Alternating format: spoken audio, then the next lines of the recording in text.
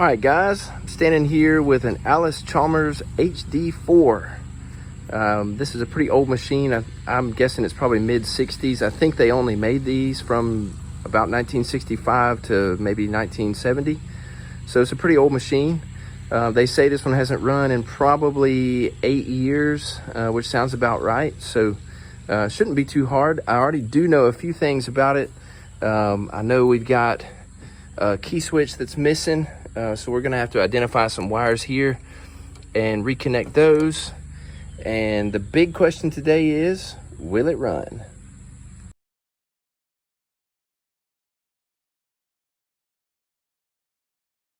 Okay, so we've got our brand new key switch installed. Perfect.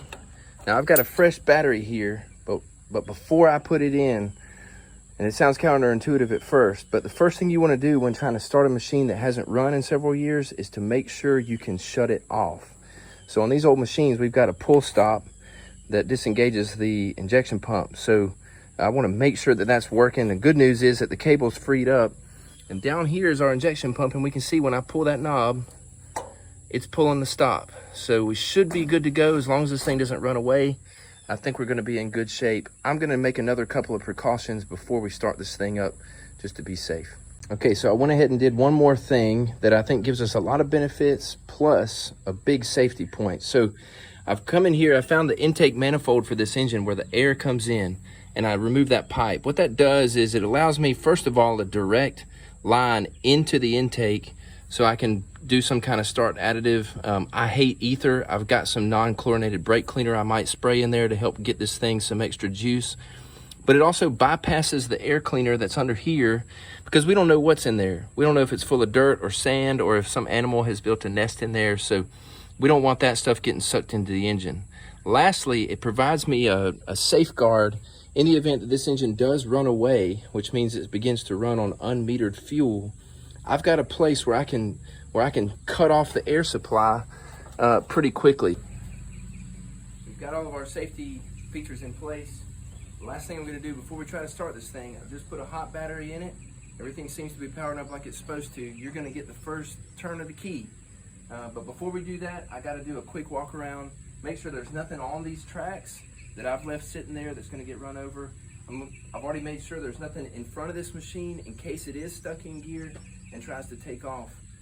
So let's see what the fireworks show has to offer.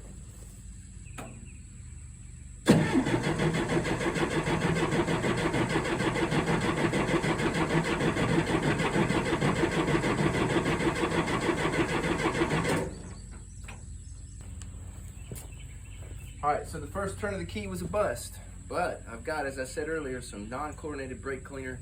I hate starting fluid for a lot of reasons that I'm not going to go into. So we're going to squirt some of this right in that intake port that I showed you earlier and see if we can hear this thing run at least a little bit.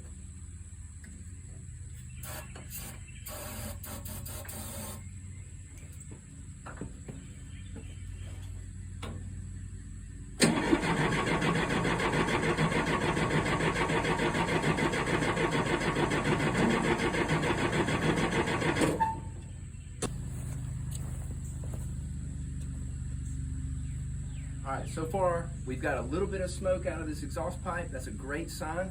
That means we're getting some compression in there.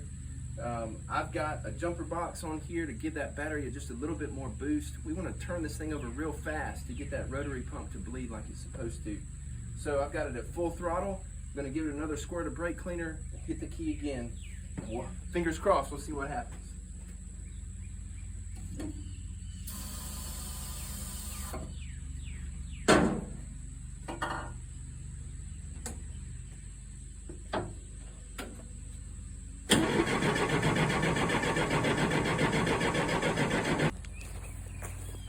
All right, so all the injector lines have been bled. I've got fuel going to all 4 injectors.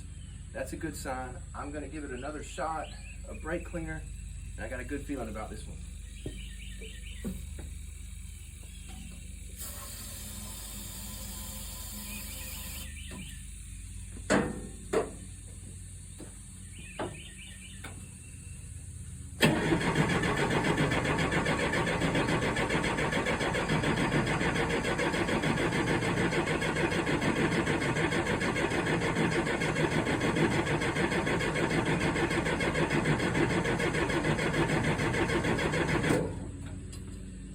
All right, so I took a closer look at our fuel system, and what I found is that we have a bad hand primer pump. This thing is actually leaking, and the problem is it doesn't stay in, and so it allows air to intrude into the fuel system, and so it's never going to run that way. So what I've done, luckily I was able to come in here and bypass it.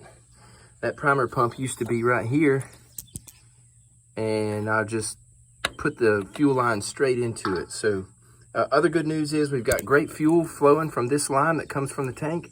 And so I think that's gonna help us get our fuel prime just by siphon flow anyway. So I'm gonna set you up. We're gonna try it again.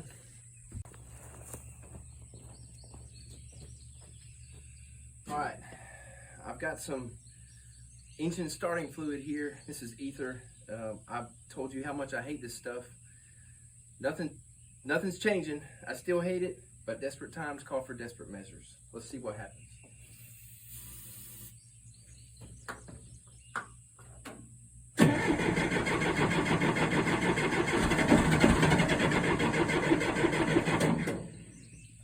All right.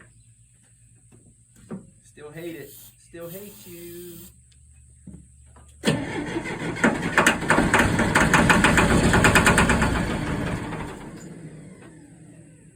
All right.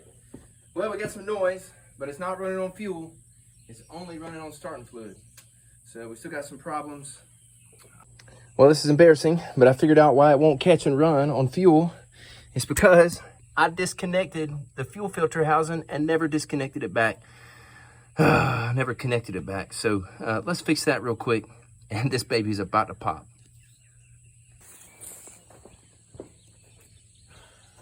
All right, so I've corrected my mistakes. I think this is gonna be it.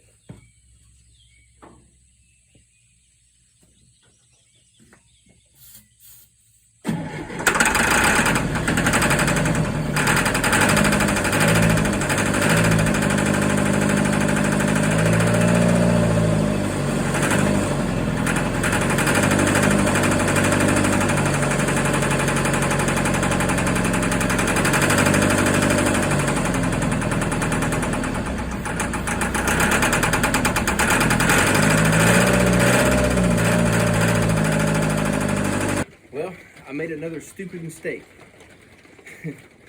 The pull stop is actually a push stop.